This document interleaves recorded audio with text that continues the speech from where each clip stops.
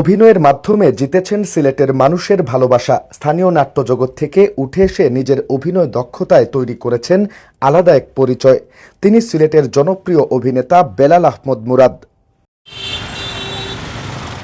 অভিনয় জগৎ থেকে এবার তিনি পা রাখতে চান সিলেট নগর ভবনে, হতে চান সিলেট নগরীর অভিভাবক। সিটি কর্পোরেশনের গুরুত্বপূর্ণ সড়কে চোখে পড়ছে তার ব্যানার পোস্টার। প্রতিদ্বন্দ্বিতা করতে চান আসন্ন সিলেট সিটি কর্পোরেশন নির্বাচনে মেয়র পদে।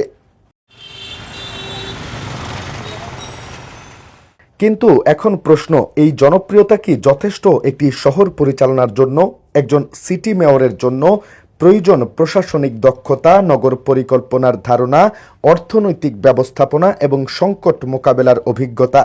যদি তার শিক্ষাজীবন ও কেরিয়ার মূলত সাংস্কৃতিক অঙ্গন কেন্দ্রিক হয়ে থাকে, তাহলে প্রশাসনিক বাস্তবতা সামলানো তার জন্য কতটা চ্যালেঞ্জিং হবে, সেটাই এখন ভাবার বিষয়। রাজনীতিতে প্রবেশ তার অভিনয় কেরিয়ারে কী ধরনের প্রভাব ফেলতে পারে, সেই প্রশ্ন ঘুরপাক খাচ্ছে তার ভক্ত অনুরাগীদের মনে। রাজনীতি যেমন জনপ্রিয়তা বাড়াতে পারে, তেমনি বিতর্ক তৈরি করতে পারে, যা তার দর্শক ভক্তদের মধ্যেও বিভাজন সৃষ্টি করতে পারে। অভিনয়ের মঞ্চে তিনি সফল, কিন্তু রাজনীতির মঞ্চ সম্পূর্ণ ভিন্ন।